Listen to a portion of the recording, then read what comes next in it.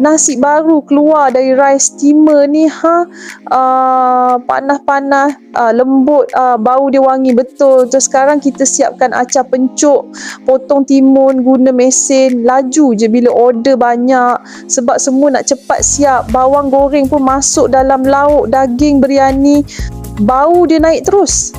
Ni antara rahsia kita, bawang goreng freshly made setiap kali masak batch baru. Lepas tu kita gaul nasi dengan sedikit pewarna biar nampak cantik dan berlapis-lapis.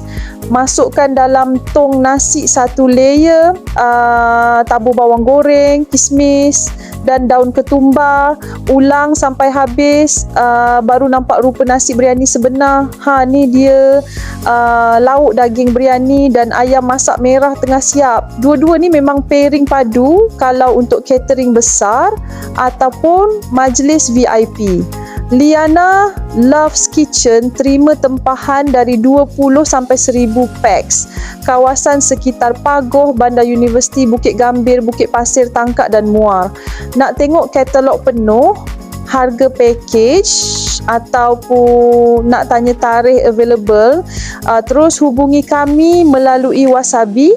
Klik link dekat bio atau DM terus untuk dapatkan senarai menu lengkap.